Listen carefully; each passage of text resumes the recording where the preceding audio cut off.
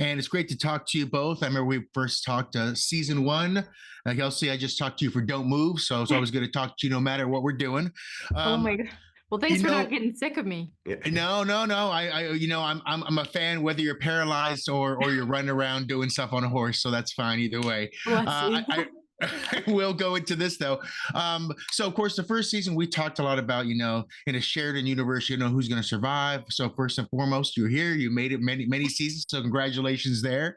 I will say though, when it comes to Kayce and Monica, there's when you first started that road, you didn't know where it was going to go. I had my money down that Kayce was going to be fine, because he was the last Dutton male survivor and everything there, heir. But I do want to ask, what were some of the roads you guys thought you were going to go down? Or did Taylor ever kind of like give you an inkling of some things that might have happened? Because now, as we kind of accept some things that are happening and the world has changed in the show, how did you guys kind of see the road that was going when you first started compared to where you are now, maybe?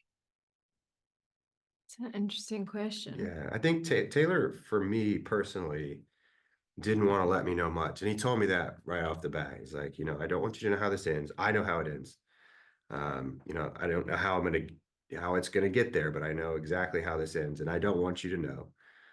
And I've told some people because I think it's valuable for them to know, but for you, I think it would affect your performance in a negative way if you knew how this was going to end. So I never knew anything. I got the scripts as they came and found out just like an audience member would.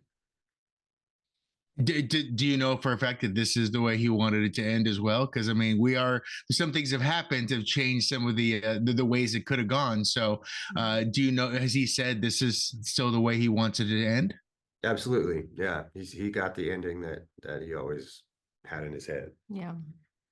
Now, both of your stories, this season you started out really strong, and with the loss and so much, love and loss, and trying to reconnect with the family too, and also Monica's roots as well. So, how do you feel these as we pick back up, they kind of answer some of those questions because we left a lot of things open. Yeah, I think this season in particular, you learn a lot about what the Dutton legacy will be, and I think Monica and her community are a big part of that. I want to say too, Kayce, of course, after Division had so much things he was worried about as well, trying to make his choices too. And then going off to, I guess, create this new home was where we were looking at next. Do we get to see some movement on some of those things to see where they kind of try to find their life? Because as much as we love them as part of the family, they've always kind of been their own island, and then they choose a lot of their own paths along their way for each other more than the family, it seems like. Yeah, this final season, all that sort of has to come to a head. He's got to pick a path this time. There's no waiting for the right moment. The moments just happen, and it happens fast, and he's got a lot to figure out. And it's really nice to see Kayce in this sort of really decisive mode that we haven't seen him in yet. And now this last season, we also got to see a lot of cowboy up moments, branding and doing a bunch of other stuff, and getting the potatoes and the chili ready and all that kind of stuff too. So what's the general feel on the set when it's like, okay, we're having a chili cowboy day, everyone, let's go have some fun. Like, what's the general feeling? Because it seems like a fun time out.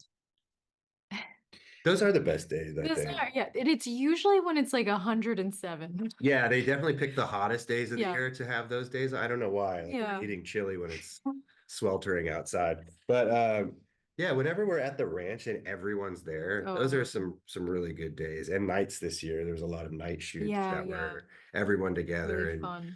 you got people camped out with their campers and fires and everyone just sort of hanging out. It was really beautiful, especially this year, knowing that it was going to be the last time that we were going to do anything like that. It was really special.